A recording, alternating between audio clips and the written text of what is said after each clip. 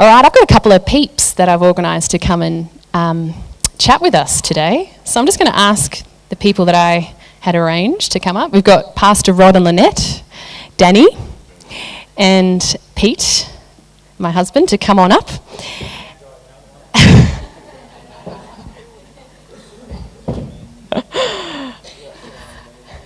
So just, if you wouldn't mind, just lining up there. And we have mics in the stand. So if you can grab a mic that's in the stand for me, I'm going to grab a stool. So I've asked these people to be on a panel because I want to ask them about what they did in an in-between stage of their life. Just walk around the side here. There is, I think we've got one each. Is that all right? Cool. Just checking with the sound guy at the back. All right. Thanks for being available to chat with us today, panellers. So what I wanted to do was I wanted to just ask some questions of you, just to don't point to the foldbacks, by the way, because they'll ring if you're not careful. Yeah, don't point to them. Yeah. But yeah, just hold them like that. Yeah. There's a ring. All right, I wanted to ask some questions of these people who've been in the faith a while, some longer than others, and I wanted to check with them how they felt within an in-between stage. It's you. It's me? I'll just pull back. So I'm just going to ask each of you, maybe starting with Lynette, what happened for you in a in-between stage where God maybe promised you something or you believed for something to happen and it hadn't quite happened yet? What was that situation? It was really hard to think of one particular situation. I guess for me, one of the things that I thought about was when I was first saved, and I really felt called into leadership, but I didn't know what that meant. I didn't know what that was all about. So just sense that that's where God was calling me. So, Yep. And you want me to know what I did about it? Not quite yet. Okay. Handball to Rod. What's the your question question? The question was, please tell us the situation that you'd like to share with all of us about God promising you something or you believing or praying for something and it coming to fruition later in life. When I got saved, early on I really heard very clear from God what it was that He asked me to do, what He had planned for me. And it took 7 years for it to actually come to pass, and it wasn't until I was actually doing it for 2 years that I actually realised that it actually happened. Yeah. So and it was in that journey, it was like that squiggly line, that was probably me. Whatever came up, whatever was available, whatever was needed to be done, I did that because I was waiting for the promise, but it was, don't sit on your hands and do something until it come to pass. And I actually forgot about what it was that He'd asked me to do. And He said, this is what's going to happen, and this is what's going to happen, and I forgot about what it was. Yeah. Cool. My love?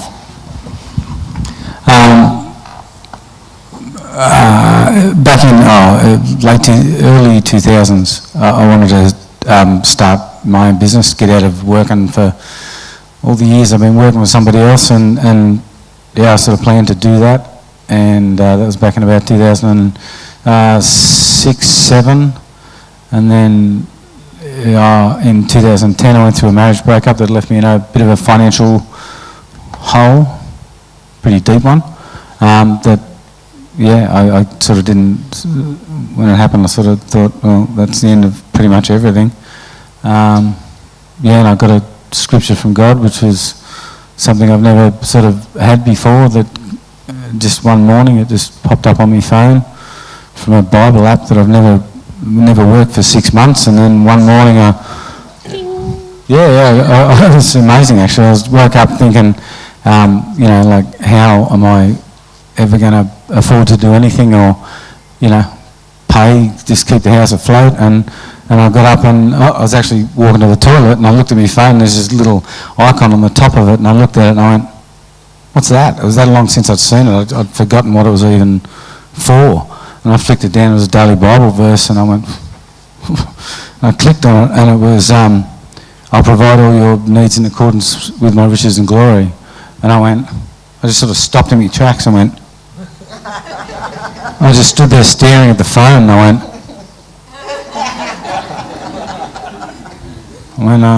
okay.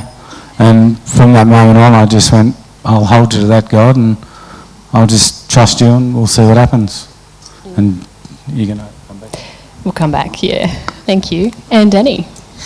For me, a few years ago, probably about 3 years ago, 4, took a while, I was really struggling with an eating disorder. And I actually ended up spending 2 months in hospital, getting medically stable, and that was kind of the beginning of recovery. But in that time, I was praying for recovery. I wanted to be healed from this. It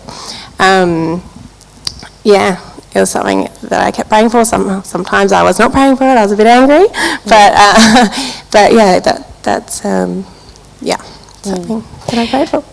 Thank you. So it's a good segue into my next question, actually, Danny. I wanted to ask you guys, in that in-between stage, what didn't work for you? And then I'll ask you what did work for you to stay the course and to have this actually come about. So you said anger was something that didn't help you. Didn't really help.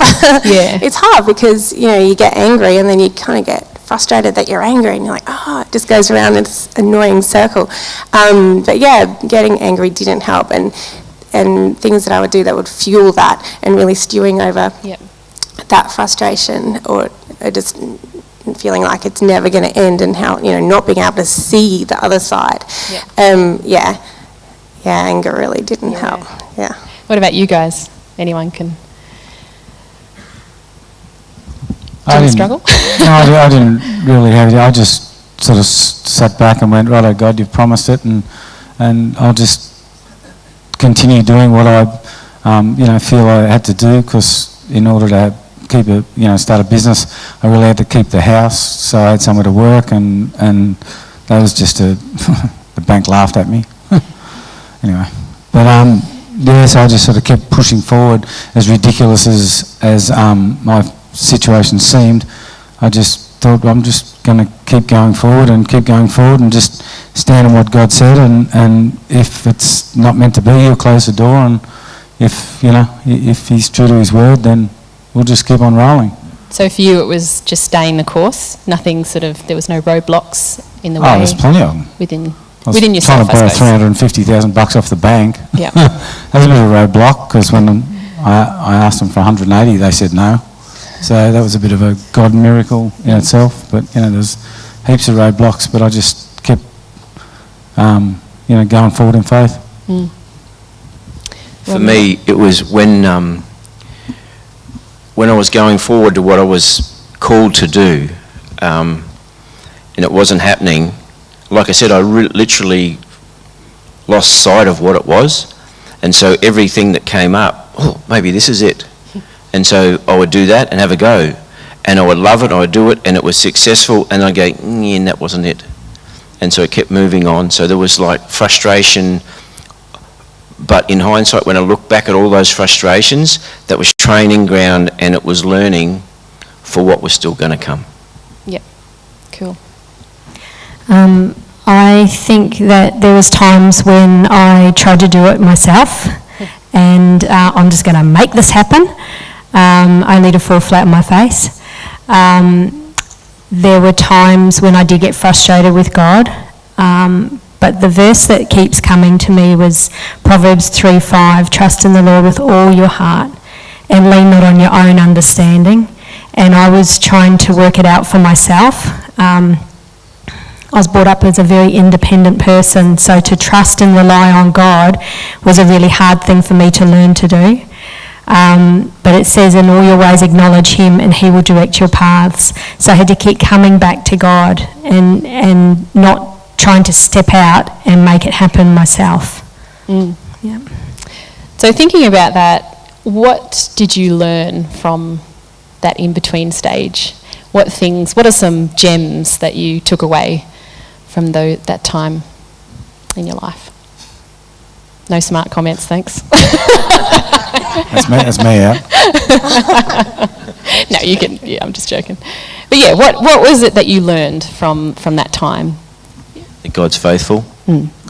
And if he says something's going to happen, it'll happen. Yep. And the way, you know what I love? I love the way he brings it about. It's not black and white. Like, his word is clear. It's not confusing. But life is sometimes. And then on the journey, he never lets you down. And then you feel like you're let down. You feel like it's not working. It's not going according to plan. And then it does. And you go, what did I doubt? You know, and so that's the things now, like 400 years later, I can look back and go, you know what? When stuff happens, I know he is faithful. Yeah. I know he's faithful. I know it. Yeah. Danny, did you have something? Yeah, as you're talking, I'm like, oh yes. It doesn't happen straight away. That's what really, I don't know, I was waiting for some kind of instant healing. And I know that can happen, but it was really difficult because I was getting better but you kind of sometimes don't know when things are getting better when you're in it. It's not until you look back and you're like, I was, things were changing in me and around me. And it's such a long process sometimes. Yeah. I mean, sometimes things are, do come straight away. Sometimes they're very long, 25 years. But it's so difficult when you're in that and you're not seeing progress. But sometimes progress is happening even when you can't see it and you can't feel it. So, so that's something I learned. Some things are not instant and they do come. But it's happening. Yeah. Yeah. Yeah. It's still happening. Yeah. Yeah.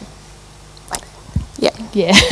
I was just going to say, I learned that God doesn't think like us. And no matter how you try and reason with it or work out whether it's going to work or it's not going to work, it doesn't matter. If he wants it to work, it'll work. I was trying to work out how I was going to pay $600 a week with 4 kids to live in my own house, and no matter how I worked it out and I calculated it, and I just stop and I just laugh. I just go, are you kidding me? It doesn't matter how I work this out, this calculator, it just, like the calculator laughed at me. It was a joke. But maybe it was an Isaac. But God doesn't use the same calculator as we do. It's that's just, right. Somehow I managed to pay it and fed the kids every week, and it just, I don't know. Don't ask me. Yeah, praise God. It's good. So you've probably answered my last question in a lot of your discussions, but we'll maybe just go down the line, starting with you, Lynette.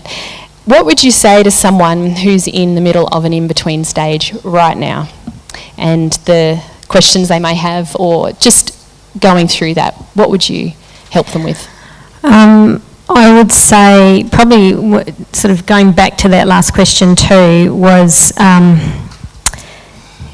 when you have dreams and you don't see them come to pass, you tend to go, oh, that wasn't God, or I didn't hear from God, or I was wrong, and you just put it away. And I remember being very challenged at a ladies' conference to go and write down my dreams, and I had been so disappointed in so many ways that I couldn't even write down my dreams. I couldn't even remember what half of them even were, and it took me a long time to actually bring that back up again, because I had so much disappointment in my heart.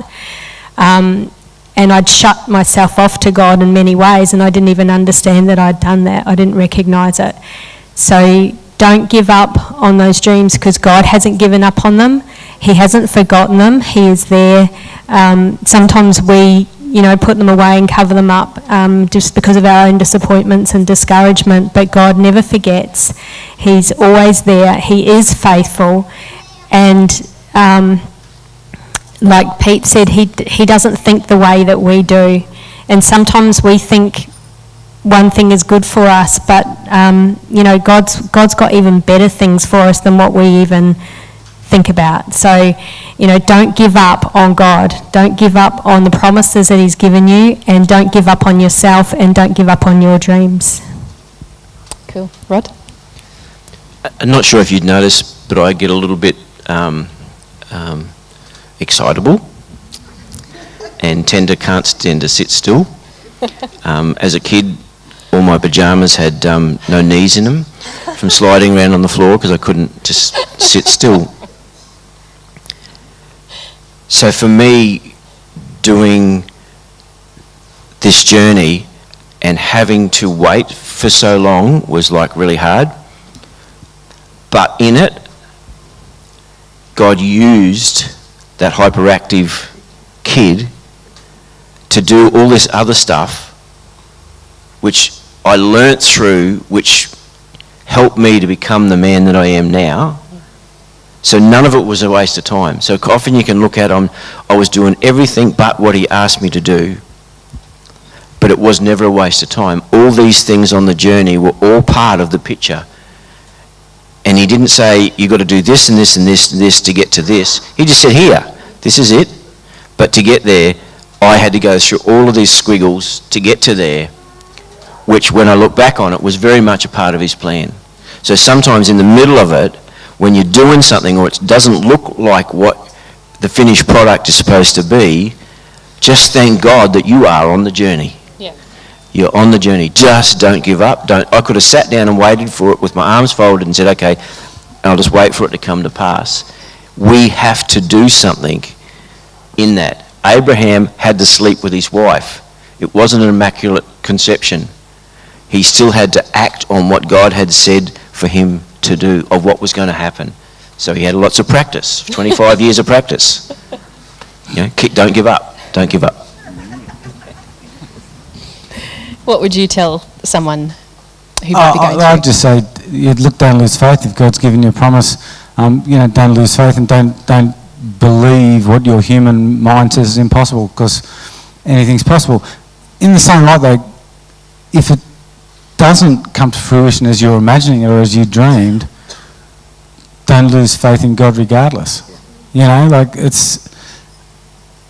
all prayed for things that haven't happened, and then years later we might look back and go, oh, now I realise why that didn't happen, because I went down that path which turned up there, which has led me to here, which is better than it would have been if I'd got disappointed and turned away from God when something didn't happen as I expected it to happen. So, back to God not thinking like we do, just because we think that's the path we're meant to go down.